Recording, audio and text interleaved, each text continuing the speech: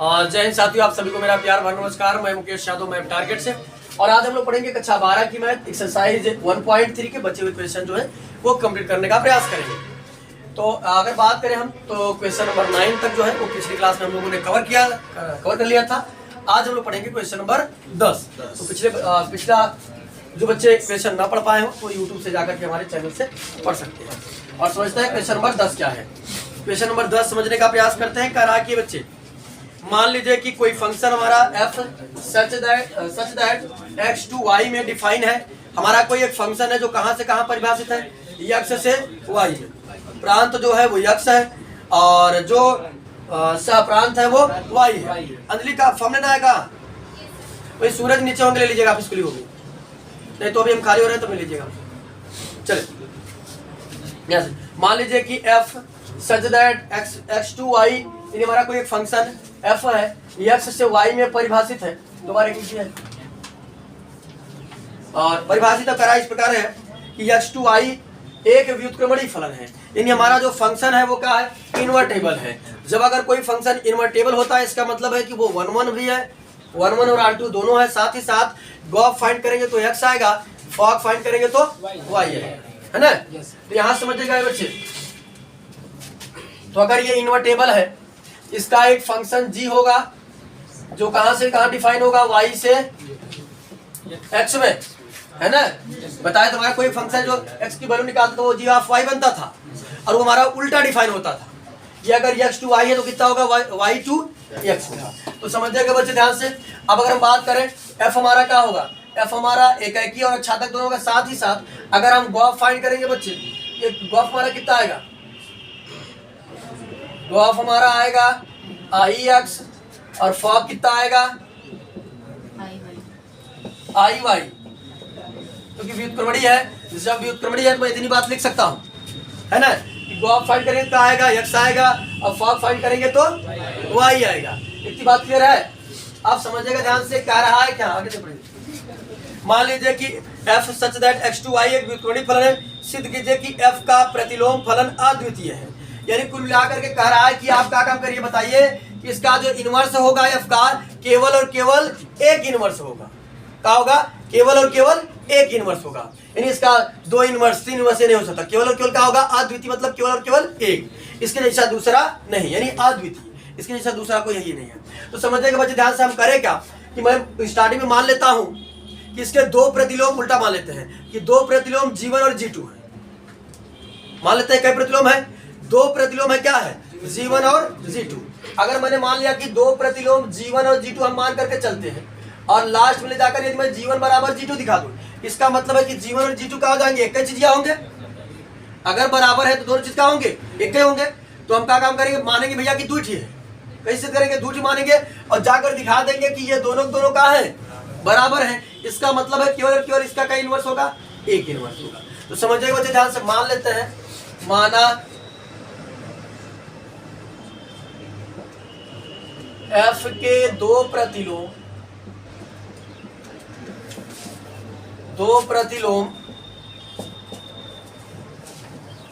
G1 और G2 है। G1 और G2 है। तो समझ जाएगा बच्चे ध्यान से। अब अगर मैं क्या करूंगी? गॉफ निकालूंगा तो क्या आएगा? x आएगा, क्योंकि इन्वर्टेबल है ना ये। अगर मैं कोई 2 प्रतिलोम मानता हूं तो गॉफ निकल कितना आएगा? हमारा कुल मिलाकर के कितना x आएगा। निकालने गॉफ हम क्या काम करते हैं?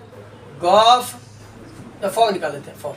फॉग निकालेंगे, फॉग G1 लेते हैं, ठीक। फॉग G1 अगर बात करें, हमें कोई एलिमेंट लेते हैं y। फॉग G1 y बराबर कितना आएगा? IY आएगा। समझिए ध्यान से, अगर हमारा कोई फंक्शन इन्वर्टेबल है तो अगर हम फॉग फाइंड करेंगे तो क्या आएगा? y आएगा। गॉफ फाइंड करेंगे तो क्या आएगा? x। तो हमने माना कि 2 प्रतिलोम फलन क्या है? G1 और G2। तो अगर फॉग निकालेंगे तो फॉग निकालेंगे कौन सा एलिमेंट ले रहे हैं? G1 ले रहे हैं। तो फॉग G1 कोई एलिमेंट हमने निकाल लिया y। फॉग G1 फाइंड, अगर फॉग फाइंड करेंगे तो क्या आएगा? IY। हमने निकाल ही दिया IY। ए बच्चे फिर दूसरा निकालते हैं, फॉग G2 लेंगे तब पर भी कितना आएगा? G2I, तब पर भी हमारा कितना आएगा? IY ही आएगा। क्योंकि जब जितनी बार भी फॉग फाइंड करेंगे सब बार क्या आएगा? वाई ही आएगा, यानी इन्वर्टेबल इन वाई, इन्वर्टेबल इन वाई बता रहा है। तो यहाँ समझिएगा, अगर कोई फंक्शन हमारा व्युत्क्रमणीय है, समझिएगा ध्यान से, इसमें लिखने वाला है पूरा, कोई लगाने वाला सवाल नहीं है, अगर नहीं समझेंगे तो फिर 500 कर जाएगा। क्या समझिए, हमारा कोई एक फंक्शन इसे बता रहे हैं f to x, फंक्शन हमारा है x से y में डिफाइन है और ये व्युत्क्रमणीय है। जब व्युत्क्रमणीय है तो व्युत्क्रमणीय की परिभाषा कहता है कि 1 1 और onto दोनों होगा। साथ ही साथ गॉफ फाइंड करेंगे तो x आएगा, फॉक फाइंड करेंगे तो y आएगा। तो अब करा कि दिखाइए कि इसका केवल और केवल एक इनवर्स होगा। तो हमने मान लिया कि इसके दो इनवर्स कौन कौन है, G1 और G2। अब हमने कहा किया कि फॉग फाइंड करना चाहा तो फॉग कौन सा ले रहे हैं, G1, कोई एलिमेंट हमने y कंसीडर कर लिया। तो बच्चे फॉग फाइंड करें तो फॉग आएगा का, और फॉग फाइंड करें तो क्या आएगा, तो यहाँ समझिए, इसको हम मान लेते हैं इक्वेशन फर्स्ट, इसको मान लेते हैं इक्वेशन सेकेंड। ये बच्चे ये भी आई वाई, ये भी आई वाई, दाया पक्ष बराबर तो बाया पक्ष क्या होगा। तो यहाँ समझिएगा फॉग G1 y बराबर फॉग G2 y है ना। ये बच्चे ओ हटता है तो क्या हो जाएगा हमारा, हो जाएगा f बड़ा ब्रैकेट बराबर, क्या हो जाएगा f बड़ा ब्रैकेट G2 y। ये बच्चे समझिएगा, ये हमारा हो गया कुल मिला का f of x1 f of x2 पढ़े थे ना। यहाँ समझिए, अब अगर बात करें हम बच्चे, क्योंकि ये f राई x का काम करेगी, ये f राई x का काम करेगा, है ना, क्योंकि f ऑफ x रहेगा, g ऑफ y होता है f ऑफ x। ये बच्चे समझिएगा, अगर मैं बात करूँ f ऑफ x है, और खुद ही करा कि हमारा जो फलनुमा है वो क्या है, व्युत्क्रमणीय है। जब व्युत्क्रमणीय है तो ये बच्चे, तो व्युत्क्रमणीय आता है तो फंक्शन ऑफ x1 बराबर फंक्शन ऑफ x2 होता है कि नहीं होता है, होता है ना। इसका मतलब ये आपस में क्या है, बराबर है। जब ये बराबर है तो बच्चे, यदि अगर व्युत्क्रमणीय है तो फंक्शन ऑफ x1 बराबर फंक्शन ऑफ x2 तो बराबर होता ही है। लास्ट में ले जाकर क्या दिखा देते हैं, x1 बराबर x2 होता है कि नहीं होता है। अगर व्युत्क्रमणीय है तो अगर फंक्शन ऑफ x1 बराबर है तो फंक्शन ऑफ x2 भी, फंक्शन ऑफ x1 बराबर फंक्शन ऑफ x2 है, x1 बराबर क्या होगा, x2। यहाँ बराबर हो जाएगा x1 बराबर x2, यानी G1 y बराबर G2 y। ये बच्चे जैसे हमने वहां से एलिमेंट y उठाया तो यहाँ से एलिमेंट y हटा भी सकते हैं। तो G1 बराबर क्या हो गया, इसका मतलब है कि f का जो इनवर्स होगा वो केवल और केवल कैसे होगा, एक होगा, ठीक, एक के अतिरिक्त नहीं हो सकता है। लिख देंगे, आता है f का सिर्फ अतः f का प्रतिलोम अद्वितीय है, अद्वितीय है। बात सुनाई, चलिए हम लोग समझ लेते हैं क्वेश्चन नंबर 11। समझिएगा ध्यान से। हाँ, जैसे इसमें G1 और G2 माने हैं, हाँ, इसी प्रकार F1 F2 मान सकते हैं। बिल्कुल मान सकते हैं, बिल्कुल मान सकते हैं। समझिएगा, फिर से ध्यान समझिएगा। हम बताया कि इसमें कुल मिला करके लिखना है, इसमें कोई लगाने वाला सवाल नहीं है कि भैया 2 + 4 6 हो जाएगा। इसमें परिभाषा अच्छी तरीके से क्लियर है, तभी ये क्लियर है। ये लगाने वाला नहीं कि भैया x + 2 था बराबर 6 था, उधर गया तो हो गया 6 - 2 घट जाएगा। ये परिभाषा पर पूरी तरीके से डिपेंड है। और मैंने शुरू में भी कहा था कि सबसे कठिन चैप्टर जो है वो चैप्टर 1 ही है। तो समझिएगा ध्यान से, ये कुल मिलाकर परिभाषा पर डिपेंड है। फिर समझिए ध्यान से, अगर मैं बात करूं क्वेश्चन नंबर 10 की, करा हमारे पास कोई एक फंक्शन f है, कहां से कहां परिभाषित है, x से y में, प्रांत x है और सप्रांत क्या है, y है। ये बच्चे बताए थे कि अगर इसका इनवर्स निकालेंगे तो हमारा दूसरा फंक्शन g ऑफ y बनता था, बनता था नहीं बनता था। तो कहा ये व्युत्क्रमणीय है। जैसे ही व्युत्क्रमणीय कहा तो समझिएगा ध्यान से, हम परिभाषा पढ़े हैं कि अगर कोई फलन व्युत्क्रमणीय है तो वो 1 1 होगा, onto भी होगा, और गॉफ फाइंड करेंगे तो x आएगा, फॉग फाइंड करेंगे तो y, है ना। और साथ ही साथ उसका इनवर्स होगा अगर व्युत्क्रमणीय है तो मान लेते हैं f का इनवर्स क्या है, g। बताए थे बच्चे जो इनवर्स होता है उल्टा डिफाइन होता है। अगर function x to y define है, इनवर्स किससे डिफाइन हो जाएगा, y to x। इतनी बात क्लियर है सभी को, क्लियर इतनी बात सबको, दिक्कत नहीं ना किसी को। अब यहाँ समझिएगा, गॉफ फाइंड करेंगे तो कितना आएगा x, यानी इनवर्टेबल इन x। फॉग फाइंड करेंगे तो y। अब हमसे कह रहा है कि दिखाई कि जो f का इनवर्स होगा वो केवल और केवल एक इनवर्स होगा। क्या इनवर्स होगा? एक। तो हम क्या करें, उल्टा मान लिए। हमने माना कि इसका दो इनवर्स होगा। क्या इनवर्स होगा? तो हमने कहा कि माना f के दो प्रतिलोम G1 और G2।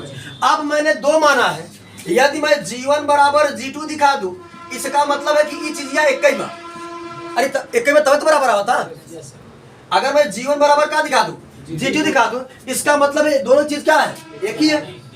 तो हमारा कुल मिलाकर पर्पस रहा कि G1 बराबर क्या दिखाना, ए बच्चे हम गॉफ फॉग निकालना चाहे, ठीक, क्या निकालना चाहे, फॉग। हमने लिखा फॉग, फॉग हमने प्रतिलोम क्या लिया है, इसको इनवर्स माना है ना हमने, तो हो जाएगा हमारा। अब यहाँ समझिएगा, इसको हमने इनवर्स माना है, तुम्हारा दूसरा फंक्शन कौन बन रहा है, G1 बन रहा है।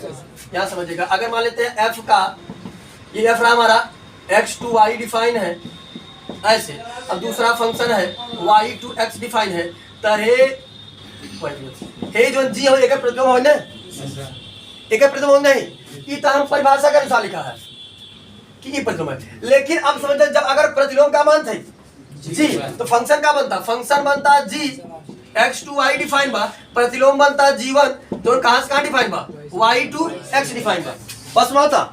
अब हमने प्रतिलोम किसको माना है, G1 और G2 को, तो प्रतिलोम क्या बन रहा है हमारा, G1 बन रहा है, जो कहां से कहां डिफाइन होगा, y to x से। अब कहां निकालेंगे, फॉग। तो यहां समझिए f ऑफ, हमारा प्रतिलोम जो है G1 है ना, अगर G रहा होता, अगर प्रतिलोम G माने होते तो क्या लिखते, G लिखते, G1 माने है तो क्या लिखेंगे, G1 लिखेंगे। अब कोई एलिमेंट हमने y उठा लिया, क्योंकि हमारा जो G होता किसके टर्म में होता है, y के टर्म में। इतनी बात कर रहे हैं सबको, इतनी बात कंफर्म है सबको, कंफर्म है इतनी बात, क्या समझिएगा। अगर मैं यहाँ इनवर्स G माना होता तो फॉग G1 लिखने की आवश्यकता ना होती, हमने G माना होता तो G1 लिखने की आवश्यकता ना होती, G1 माना है तो क्या लिखेंगे, फॉग G1। तो कोई एलिमेंट हमने y कंसीडर कर लिया, इतनी बात कंफर्म हुई सबको। तो हमने वही लिखा है कि फॉग G1 y बराबर, और ये बच्चे अगर क्योंकि फंक्शन इनवर्टेबल है तो फॉग फाइंड करेंगे कितना आएगा, y आएगा।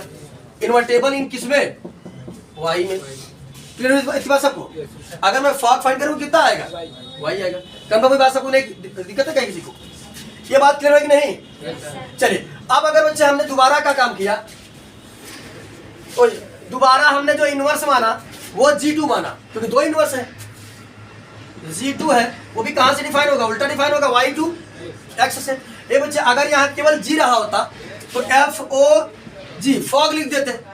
अब यहाँ G2 है तो क्या लिखेंगे, कोई एलिमेंट हमने y उठा लिया। बात क्लियर हुई सबको, रोहित माँ कंफर्म हुई बात,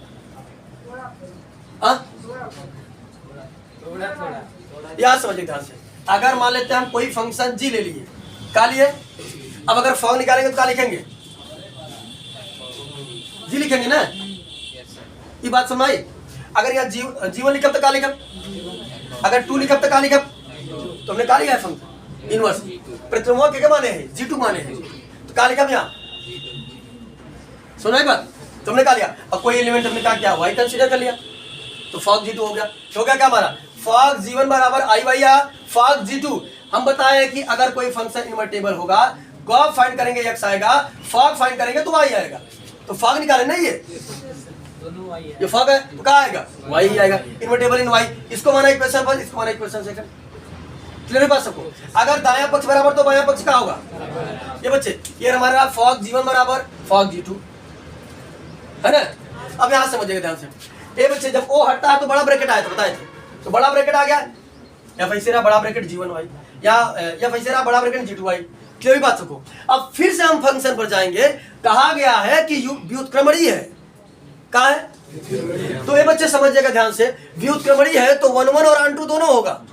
अब 1 1 की परिभाषा हमने पढ़ा था कि यदि मैं फंक्शन ऑफ x1 बराबर फंक्शन ऑफ x2 लेकर के चलता हूं, तो अगर व्युत्क्रमणी रहेगा तो x1 बराबर x2 आएगा कि नहीं आएगा, तो ये जब व्युत्क्रमणी है तो ये फंक्शन ऑफ ये x1 है, ये फंक्शन ऑफ x2 है ना। तो जब व्युत्क्रमणी है, हम फंक्शन ऑफ x1 बराबर फंक्शन ऑफ x2 लेके चले हैं, तो x1 बराबर x2 होगा कि नहीं होगा। ये देखो, ये हमारा x1 रहा, ये हमारा x2 रहा, ये x1 बराबर क्या होगा x2। जैसे ही हमने y एलिमेंट कंसीडर किया तो वैसे y एलिमेंट हटा भी सकते हैं, कोई दिक्कत नहीं है। तो हमने y को हटा दिया, G1 बराबर क्या हो गया। क्या बच्चे हमने दिखा दिया कि जो G1 और G2 जो बा वो एक ही चीज हो, क्या है, एक ही चीज है। हमने दिया कि G1 बराबर G2 बराबर है, तो एक ही चीज है। इसका मतलब है F का जो प्रतिलोम फलन होगा वो कैसे होगा, केवल और केवल एक होगा। क्लियर हुई बात? क्या करिए, परिभाषा पर डिपेंड है, इसमें कोई लगाने वाला चीज नहीं है भैया, लगा देंगे। बच्चों को सबसे बड़ी कंफ्यूजन नहीं होती है, लगाने वाले सवाल तो समझ में आते हैं भैया, जोड़ से घटा दे, और ये परिभाषा पर डिपेंडेंट है, क्या करके लिख रहा है।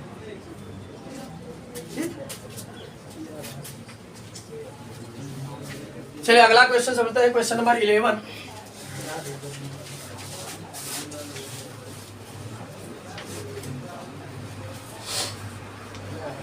ये बच्चे समझिए, क्वेश्चन नंबर 11 समझते हैं।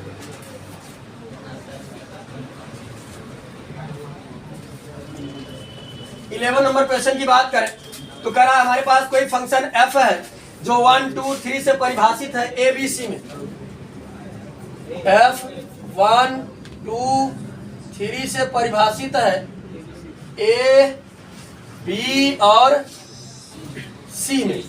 उसके बाद हमको फंक्शन दिया है बच्चे f ऑफ 1 बराबर a, ठीक, f ऑफ 2 बराबर f ऑफ 2 बराबर b,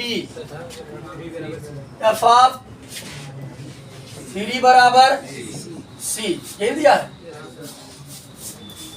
और कह रहा है इसका द्वारा प्रदत्त, पीछे बढ़ते हैं, हमारा फंक्शन है 1 2 3 से डिफाइंड है a b c में f ऑफ 1 बराबर a, f ऑफ 2 बराबर b तथा f ऑफ 3 बराबर c दिया है।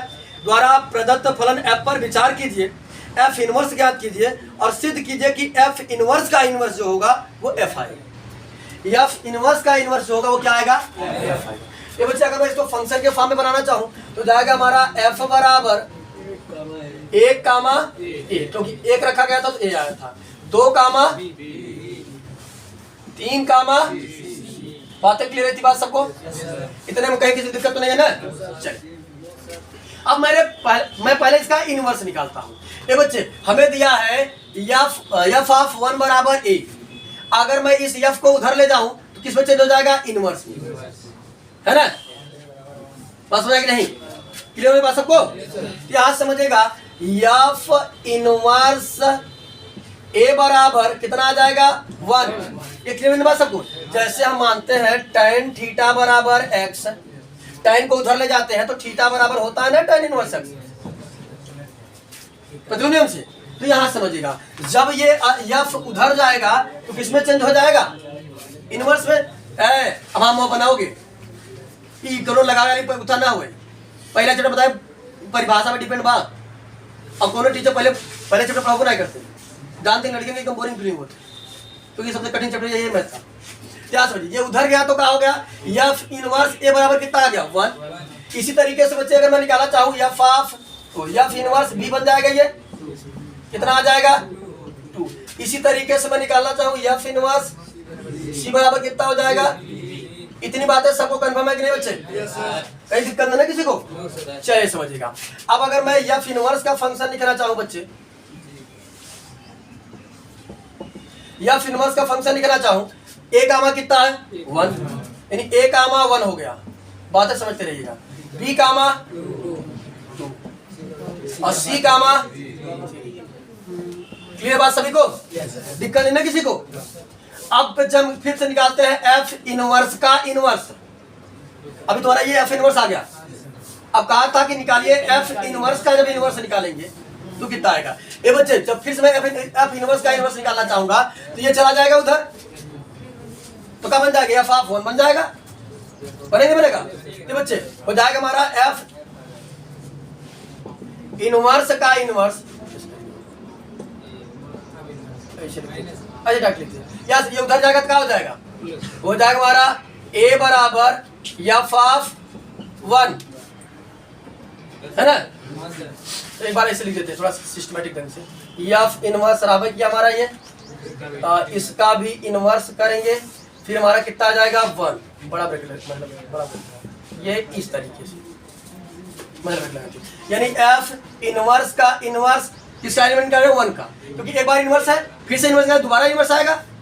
तो बच्चे ये उधर जाएगा तो क्या हो जाएगा, f ऑफ 1 कितना आ जाएगा, a आ जाएगा मिला करके, अरे अरे उधर जाएगा तो कहाँ आ जाएगा, बराबर यहाँ नहीं आएगा, नहीं अगर नहीं से पहले तो समझिएगा डायरेक्टली करते रहे। ए बराबर कितना आ जाएगा, एफ ऑफ 1, यहाँ करेंगे एफ ऑफ 2 बराबर कितना आ जाएगा बी, एफ ऑफ 3 बराबर कितना आ जाएगा। तो यहाँ समझिएगा जब मैंने इनवर्स का इनवर्स निकाला, यानी F inverse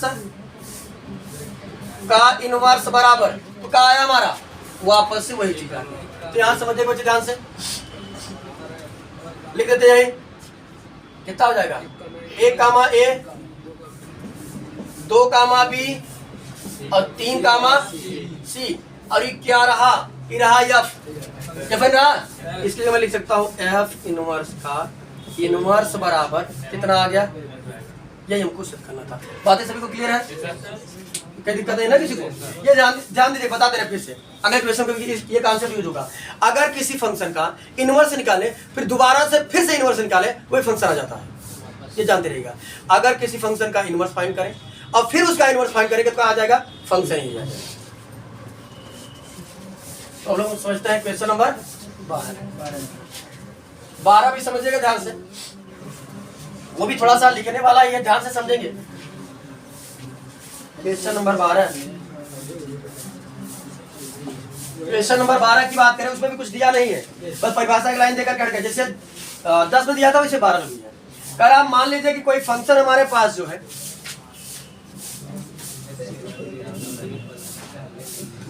x to y में डिवाइड है, ठीक, अगर एक व्युत्क्रमणीय फलन है, क्या है, एक व्युत्क्रमणीय फलन है। ये बच्चे कराए कि मान लीजिए कि f of x to y परिभाषित है और एक व्युत्क्रमणीय फलन है, तो सिद्ध कीजिए कि एफ इनवर्स का प्रतिलोम एफ है, यानी कि अर्थात दूसरी भाषा में दिया है कि एफ इनवर्स का इनवर्स फाइंड करेंगे कितना आएगा, एफ आएगा, भी हमने 10 नंबर क्वेश्चन में किया था। लेकिन हमको क्या करना है, सिद्ध करके दिखाना है। तो समझिएगा कैसे दिखाएंगे, यहाँ कोई एग्जांपल तो नहीं दिया, उसमें तो कुछ नंबर दिया था, हमने आसानी से निकाल लिया, बस इसमें इतना ही दिया है, इसमें केवल इतना ही दिया है और कुछ नहीं दिया है। अब अगर आप दिखाइए कि जो एफ इनवर्स का इनवर्स होगा वो कितना आएगा, एफ आएगा, तो समझिएगा मुझे ध्यान से। अब एक शब्द हमको दिखा व्युत्क्रमणीय, जब व्युत्क्रमणीय दिखा तो हम जान गए कि ये 1 1 और अन टू दोनों है ना। लिखेंगे एफ एकाएकी और आच्छादक, आच्छादक होगा, फिर बात। ये बच्चे अब मान लेते हैं, अब अगर हम गॉफ निकालेंगे या फॉग निकालेंगे, तो गॉफ या फॉग के लिए हमें एक और फंक्शन जी की आवश्यकता होती है। तो जब मैं बताया था इंट्रोडक्शन में कि अगर हमें एफ ऑफ एक्स दे करके दूसरा फंक्शन ना दे तो हम एक्स की वैल्यू निकालते हैं, जो एक्स की वैल्यू आती है वही हमारा दूसरा फंक्शन जी ऑफ वाई बनता है, बनता नहीं बनता है। तो हमारे पास अब अगर ये व्युत्क्रमणीय है तो गॉफ निकालेंगे एक्स आएगा, फॉग निकालेंगे वाई आएगा, और गॉफ ऑफ फॉग तब निकलेगा जब हमारे पास एक फंक्शन और कोई जी होगा। तो मैंने मान लिया कोई एक फंक्शन हमारे पास जी है जो उल्टा डिफाइन होगा, वाई से कहा एक्स से। इतनी बात क्लियर है बच्चे सभी को। आप समझिएगा एक बात हमने और बताया था कि हे जवन जी ऑफ वाई होता है ये हमारे एफ का इनवर्स होता है, बता रहे समझिएगा। जैसे अगर मान लेते हैं हमने हमारा आया था एक्स की वैल्यू मान लेते हैं 4x + 3 ऐसे कुछ करके आता था, वाई टर्म का था, वाई की टर्म मान लिया ऐसे कुछ आया, फर्स्ट सपोज दैट कुछ भी होगा, इतना आया तो मैं लिखता था एफ इनवर्स वाई बराबर 4y + 3, लिखता था कि नहीं लिखता था, बिना के बारे समझे, लिखता था कि नहीं लिखता था। अब यहाँ समझो ये 4y + 3 किसका मान है, x का, और ये x को मैं क्या लिखता था, gy, लिखता था कि नहीं लिखता था। तो जहां पर इतना चीज लिखा वहां पर मैं gy लिख सकता हूँ, नहीं लिख सकता हूँ ना जी ऑफ वाई, बस भाई नहीं। तो ये बच्चे समझिएगा जो f का इनवर्स हुआ वो क्या होगा, g। अगर कोई एलिमेंट कंसीडर करेंगे तो एलिमेंट कंसीडर करेंगे, नहीं करेंगे तो नहीं करेंगे। f इनवर्स जो f का इनवर्स बना वो क्या बना, g बना, है ना। तो मैं लिख सकता हूं कि f इनवर्स बराबर g। ये बताओ ये बात सबको क्लियर होगी नहीं, तो फिर समझाया।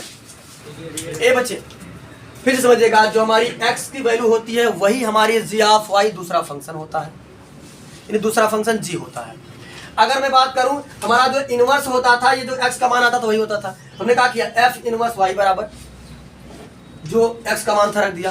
अब हमने देखा कि जो x का ये जो x का मान है वो क्या है, g ऑफ y ना है। इसकी जगह मैं g ऑफ y लिख सकता हूँ कि नहीं लिख सकता हूँ।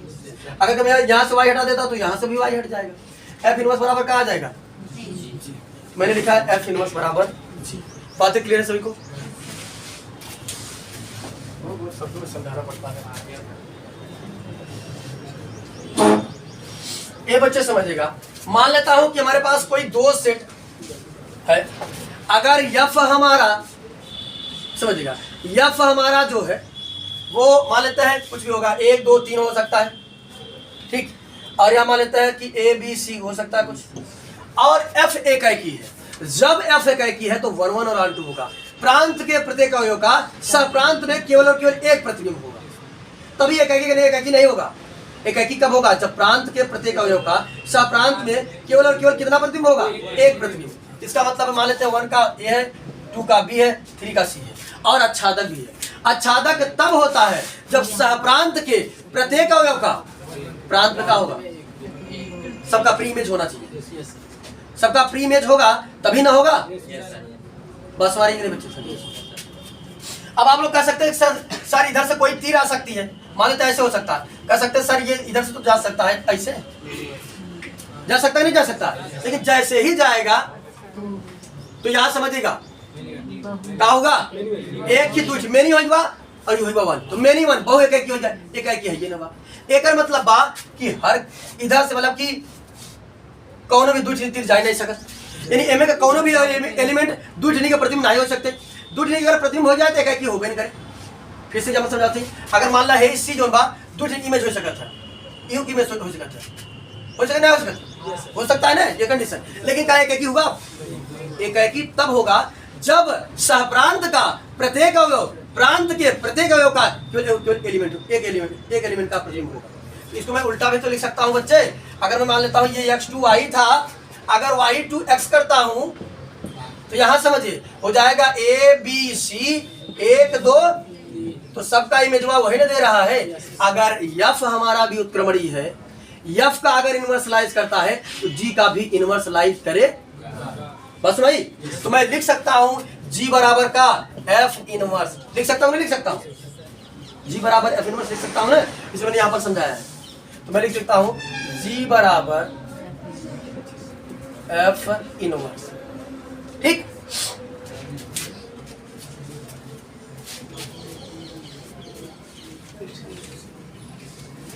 हाँ इसका उत्तर, और क्योंकि ये दोबारा निकाले थे, क्या हो जाएगा, इनवर्स का इनवर्स हो जाएगा। दोबारा निकाले थे ना, उल्टा निकाले थे ना, इसका इनवर्स का इनवर्स हो जाएगा। अब यहाँ समझिए, इसको मान लेते हैं इक्वेशन फर्स्ट, इसको मान लेते हैं इक्वेशन सेकंड। ये बच्चे जी का मान हमको पता है, कहीं से भी जी का इनवर्स जी का मान समीकरण 1 से समीकरण 2 में रख दे और 2 से 1 में रख दे। यहाँ लिखेंगे जी का मान समीकरण 1 से 2 में रखने पर। तो ये बच्चे समीकरण में जी का मान कितना है, एफ इनवर्स, यहाँ जी की जगह रख दिया एफ इनवर्स, फिर हो जाएगा बराबर एफ इनवर्स का इनवर्स। ये मुझसे करना था कि एफ इनवर्स का जो इनवर्स आएगा वो कितना आएगा,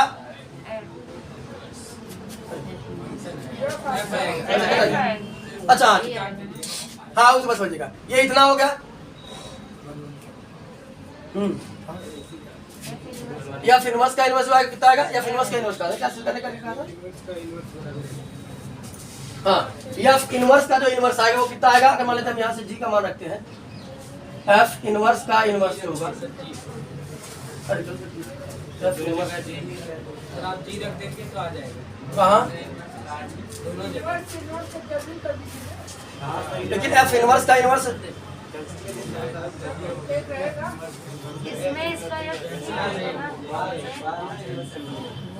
अगर यहाँ देखते हैं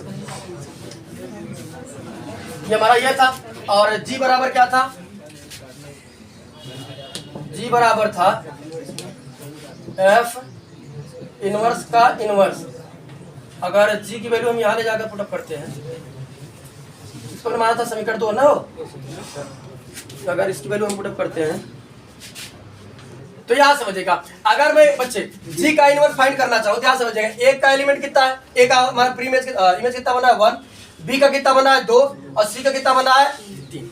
तो अगर मैं जी का इनवर्स जब फाइंड करूंगा तो जी इनवर्स बराबर हमारा कितना आ जाएगा, एफ आ जाएगा। जैसे यहाँ समझेगा, जब मैंने एफ का इनवर्स निकाला था तो एफ पर तो इनवर्स लगा था, लेकिन उधर फंक्शन को क्या दिया था, जी दिया था। लेकिन मैं अगर इसका जी का इनवर्स लगा निकालूंगा तो जी पर इनवर्स देगा, उधर क्या देगा हमको, फंक्शन एफ, यानी जी इनवर्स बराबर हमारा कितना बन जाएगा, जी इनवर्स बराबर हो जाएगा एफ। इसका उल्टा लिख दिया था अगली बार, ये हो जाएगा हमारा समीकरण 2।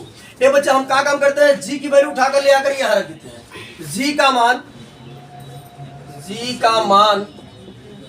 समीकरण 2 में रखने पर, समीकरण 1 से जी का मान हम जब समीकरण 2 में रखेंगे तो बच्चे समझिएगा ध्यान से। तो यहां समझिए, यहां था ए, समझिए लिखा था जी और जी का मान बा कितना, एफ इनवर्स लिखा है, एफ इनवर्स। अब सिर्फ जी का जगह हम मान रखा है, ये लिखा है बच्चे समझिए, जी लिखा था तो जी की जगह उठा के तरह मान रख दिया। अब ए पे रहा इनवर्स, वो लगा दिया इनवर्स बराबर का बात है, यानी एफ इनवर्स का इनवर्स अगर हम फाइंड करेंगे तो कितना आ जाएगा, वापस वही फंक्शन जैसा कि हमने क्वेश्चन नंबर 10 में बाई एग्जांपल समझा था। अगर किसी फंक्शन का इनवर्स निकालेंगे और फिर दोबारा उसका इनवर्स निकालेंगे तो हमारा आ जाएगा, फंक्शन आ जाएगा। अगर 2 क्वेश्चन और ऑब्जेक्टिव है, इसको थोड़ा सा करके आज सॉल्व कर देता हूँ। अरे 2 क्वेश्चन ऑब्जेक्टिव से सॉल्व कर देते हैं क्लास में, आगे कल से नई एक्सरसाइज जो है ना, चलो 2 क्वेश्चन ऑब्जेक्टिव में वक्त लगे, क्या समझेगा। क्वेश्चन नंबर है बच्चे 13 है, 13 हमारा जो है वो आर से आर में डिफाइन है, आर से आर में परिभाषित है। एफ ऑफ एक्स बराबर 3 माइनस एक्स क्यूब पावर 1/3 ये दिया है हमारा प्रदत्त फलन। तो एफ ऑफ एक्स ज्ञात करना है। ये बच्चे समझिएगा, बहुत कठिन काम नहीं है, आराम से हम लोग निकाल सकते हैं। यहाँ लिखेंगे एफ ऑफ एक्स बराबर है बच्चे, इस एफ को हमेशा रहने देते हैं, वो हटता है तो क्या आता है, बड़ा ब्रैकेट हो जाएगा, बड़ा ब्रैकेट एफ ऑफ एक्स। समझिएगा, ये एफ हमारा ऐसे ही रहा, एफ ऑफ एक्स का मान हमारे पास है, उठाकर रख देते हैं, और कितना हो जाएगा 3 माइनस एक्स क्यूब का 1/3 पावर 1/3। ये हमारा बना बच्चे। आप समझिएगा ध्यान से, हमारे पास इसका मान है, इतना बात सबको क्लियर है नहीं। चलिए, तो हमारे पास फंक्शन है केवल एफ ऑफ एक्स बराबर 3 माइनस एक्स क्यूब का पावर 1/3, और हमें चाहिए क्या बच्चे, चाहिए एफ ऑफ इतने का मान। अगर एक चाहिए होता तो एक रखते, अगर हमको एफ ऑफ 1 का मान निकालना होता एक्स क्या रखते, 1 रखते, 2 निकालना होता तो 2 रखते, 3 निकालना होता तो 3 रखते। अब इतना चीज निकालना है तो एक्स कितना चीज रखेंगे, तो क्या करेंगे, F of 3 minus x cube के पावर 1/3, हमने इसको इस्तेमाल रख दिया इतना। यहाँ था 3 तो मैं इसे रहने दिया। ये बच्चे लिखा है कितना, यहाँ था एक्स, तो एक्स मान पूरा हमारा इतना है, 3 माइनस एक्स क्यूब के पावर 1/3, और पूरे पर पावर कितना हो जाएगा 1/3। समझ जाएगा, थोड़ा ध्यान से, कंफ्यूजन पैदा हो जाएगा, फिर से समझा रहे हैं भाई, कंफ्यूजन पैदा हो जाएगा, समझिए ध्यान से। देखो 3 को हमने इसे रहने दिया बच्चे, माइनस था माइनस, अभी हम इतने को भूल जाते हैं। क्या समझिए, 3 था 3, माइनस था माइनस, लिखा था एक्स, पूरा तरह चीज लिख दो, लिखा दिए ब्रैकेट में 3 माइनस एक्स क्यूब के पावर 1/3। इतनी बात समझ सुनाई, क्लियर बात है सभी को, याद समझिएगा। ये बच्चे अभी हमने सिर्फ ये एक्स की वैल्यू लिखा है, जो एक्स था उतना हमने लिख दिया। अब अगर बात करें, हमने एक मझला ब्रैकेट लगाया, इस एक्स पर पावर कितना था 3, और पूरे को बंद करेंगे क्योंकि 1/3 वो पूरे पर है ना, पावर पूरे पर जाएगा 1/3। बात सुनाई, क्लियर बात सभी को। तो चलिए यहाँ समझिएगा, इसका जो मान आया 3 माइनस मझला ब्रैकेट 3 माइनस एक्स का क्यूब और पावर 1/3 मझला ब्रैकेट क्लोज पावर 3 और पूरे पर पावर 1/3। ये घात पर घात है, घातों का आपस उगड़ा हो जाएगा, 3 से 3 कट जाएगा, है ना बच्चे। ये आप समझिएगा, फिर ब्रैकेट खुलेगा हमारा, ये हो जाएगा 3 ये तो क्या हो जाएगा माइनस का 3 और ये माइनस माइनस प्लस का एक्स क्यूब और ब्रैकेट के बाहर 1/3 प्लस 3 से माइनस 3 कट गया, हो गया एक्स क्यूब के पावर 1/3। घात पर घात होता है, घातों का आपस में गुणा हो जाता है, तो 3 से 3 कट जाएगा, आ जाएगा यक्स। ठीक, तो कौन सा ऑप्शन सही है? सी ऑप्शन सही है। चलिए हम लोग और लास्ट उसको समझ लेते हैं, बिठाते इसको। Question number 14।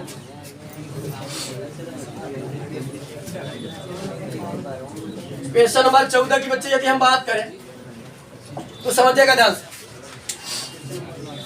हमको एफ ऑफ एक्स दिया है, एफ ऑफ एक्स बराबर 4x अपान 3x प्लस 4। अब यहां समझिएगा बच्चे ध्यान से, द्वारा परिभाषित फलन कहां से कहां डिफाइन है? हमारा फंक्शन जो डिफाइन है r माइनस कितना है -4/3। इसका मतलब समझते हैं आप? हाँ, क्या समझते हैं? हाँ, यानी हमारे प्रांत में -4/3 नहीं है, और कहाँ डिफाइन है? रियल नंबर में। यानी हमारा जो प्रांत है, प्रांत में सभी रियल नंबर है, सिर्फ -4/3 को छोड़ करके सब प्रांत में सब कुछ है। तो देखते हैं आगे क्या कर रहा है। R2, हाँ R2R मतलब R2 R minus -4/3 to R, इसमें परिभाषित है f का प्रतिलोम यानी कि इनवर्स, अर्थात हिंदी में दिया है प्रतिचित्र यानी मैप। जी हमारा जो होगा उल्टा परिभाषित होता है ना, R से कहाँ परिभाषित होगा? जी f से हमारा जो है f का परिसर जो है लिखा है, ठीक है, जी कहाँ परिभाषित है? और देखो क्वेश्चन कैसे लिखता है, करा जी जो परिभाषित है परिसर f, परिसर f से परिभाषित है कहाँ? R -4/3 में परिभाषित है। देखो वही चीज लिखा है, बस लिखने का तरीका है, लिखा यहाँ डायरेक्ट R नहीं लिखा, वो घुमा कर लिख दिया परिसर f। तो f का परिसर क्या है? R न है, यानी जी हमारा किसमें परिभाषित है? R2R -4/3। तो कह रहा है इसका जो मैपिंग है जी है वो इसका ये दिया है निम्नलिखित में से किसके द्वारा प्राप्त होगा, यानी कुल मिलाकर हमें यहाँ x की वैल्यू निकालना है, क्योंकि जो x की वैल्यू आती है वही हमारा फंक्शन इनवर्स होता है, वही हमारा दूसरा फंक्शन जी ऑफ y होता है। तो यहाँ समझिएगा, तो बस कुछ नहीं करना है, मान लेंगे f ऑफ x बराबर क्या मानेंगे? माना f ऑफ x बराबर y, रख देंगे बच्चे इसकी जगह y बराबर 4x प्लस 4x/3x प्लस 4। हमें किसका मान निकालना है? x। क्रॉस मल्टीप्लाई करते तो हो जाएगा 3xy प्लस 4y बराबर 4x। x वाले को एक तरफ कर लेते हैं, y वाले को एक तरफ, इसको इधर लाते हैं, ये माइनस हो जाएगा, उधर जाएगा तो माइनस हो जाएगा। 3xy माइनस 4x बराबर -4y है ना। x को कॉमन कर लेते हैं, क्या हो जाएगा? 3y -4 बराबर -4y। हमें चाहिए x का मान भाग कर दिया तो x बराबर हो जाएगा -4y अपान 3y -4। अगर इसी रूप से ऑप्शन मैच करेगा तो यही हो जाएगा, नहीं समझिएगा। x बराबर ऊपर -4y है, नीचे माइनस में कॉमन कर लूंगा, जब माइनस कॉमन करूंगा जो प्लस है वो माइनस हो जाएगा और जो माइनस है वो प्लस हो जाएगा। ये हो जाएगा प्लस का 4 -3y, माइनस से माइनस कट जाएगा, x बराबर आ जाएगा बच्चे हमारा 4y अपान 4 -3y। जो हमारा f इनवर्स बनेगा यानी g बराबर f इनवर्स हमारा जो बनेगा वो कितना बनेगा बच्चे? ये डायरेक्टली कौन सा ऑप्शन सही है? x वैल्यू कौन सा है? अरे हमारा जो x होता है दूसरा फंक्शन क्या होता है? जी ऑफ y ना होता है, ये जी ऑफ y बराबर हमारा हो जाएगा 4y अपान 4 -3y। कौन सा ऑप्शन सही है? Option B. और मिला करके जो है क्या हम लोगों ने एक्सरसाइज 1.3 को समाप्त कर लिया है। हम लोग आगे सीखेंगे एक्सरसाइज 1.4। इस वीडियो में इतना ही, बाकी मिलते हैं नेक्स्ट वीडियो में। जय हिंद।